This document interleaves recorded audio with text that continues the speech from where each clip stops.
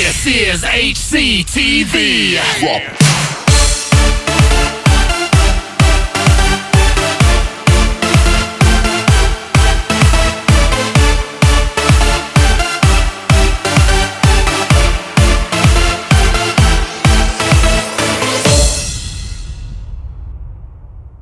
Welcome to this week's episode of HCTV. This week we have Tracy Indof as our special guest from Pittsburgh Poison.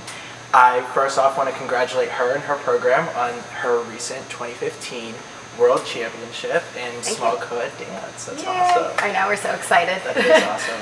I want to start off this week with having you just tell us a little bit about yourself, your background, your program, and dance in general. So. Okay. I started dancing when I was 2 and cheering whenever I was 8 at a Catholic grade school.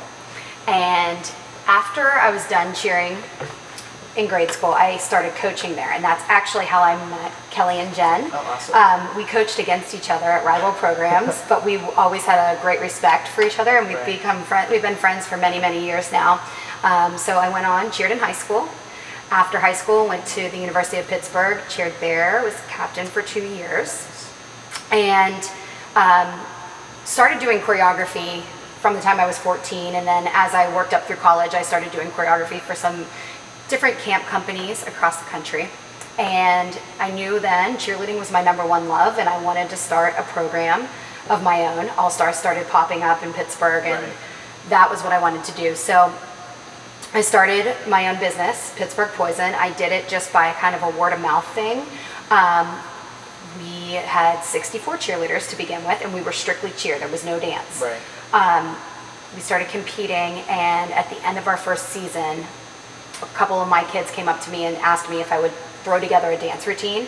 They just loved the dance part of our cheer routines, and they wanted to do dance. So we threw it together for fun, and before you know it, just blew up. The hip hop program had just totally blown up, and I love it. I love both. I get to do cheer still and do dance, and just having fun every day. Awesome. I always love going to competitions and watching your program because it's so awesome and entertaining. Thank you. Yeah. So now that we know you won Worlds, you brought the first World Championship to the Pittsburgh area, which is awesome. So proud of you guys. Yeah, thank you. Tell us a little bit about that experience. What was winning Worlds like? Well, you dream of that moment. I'm sure every person that's involved in USASF has dreamed of the moment that they get to be the gold champion, and we've come close a few times before. So it's a lot of emotions. You realize your dream, and that's amazing and crazy, and it feels very surreal. And I think that you just have an appreciation for not just the work we've done this year, but the work that we've done for the past 12 years leading up to this moment and preparing for this moment. So I feel like I credit not just my team, but all of the dancers that have come through my program, all of the cheerleaders, everyone who supported us. It's been a long road getting there, but it's been worth every second. I'm sure. And it felt amazing. I'm sure it did. Yeah. So happy for you guys. Thank you. So going into a dance competition, I know myself included, a lot of people don't really know what judges look for in a hip hop routine. So tell us a little bit more about the score sheet. Yeah, that's crazy. So it's been evolving, and I feel like dance is always evolving. I worked on USASF's different boards, and they've been trying to find a really great system. But the thing about dance that's so special is that it is subjective, and we do believe that dancers and choreographers should be free to do what they feel as their expression. So there aren't required skills.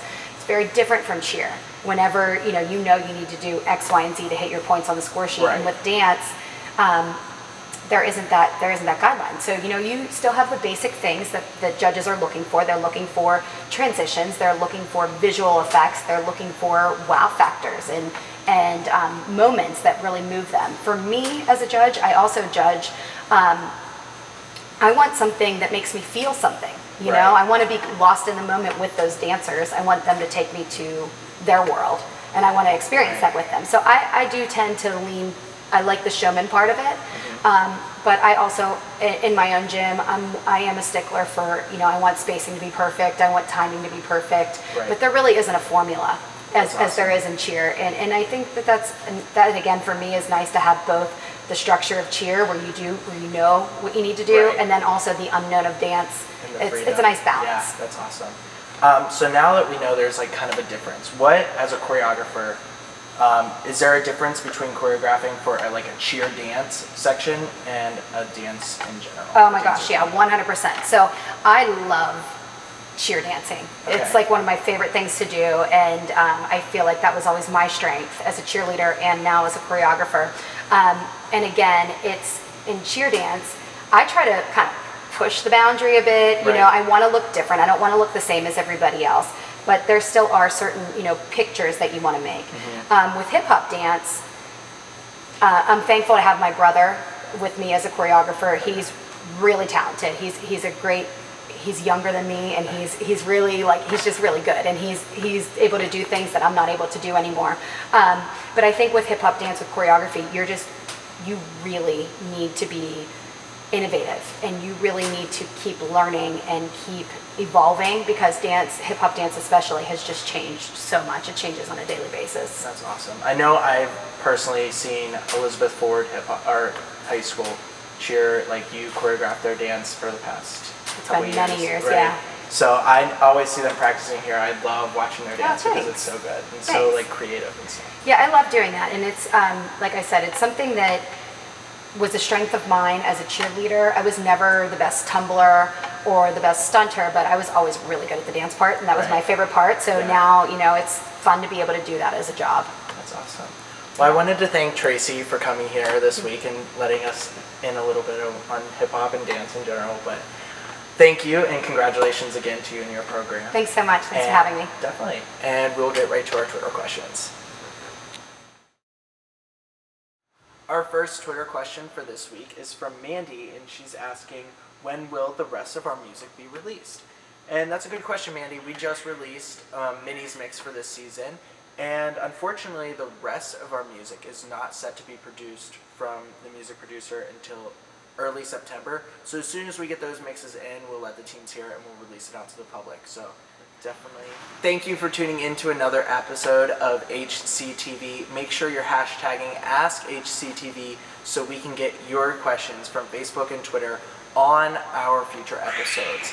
I want to thank Tracy again from Pittsburgh Poison for coming, and we can't wait to have her back in August along with her brother. If you have any questions for her or for her program, email the link below. And I am hoping you guys have a happy and safe 4th of July. Have a lot of fun, and we will see you next week.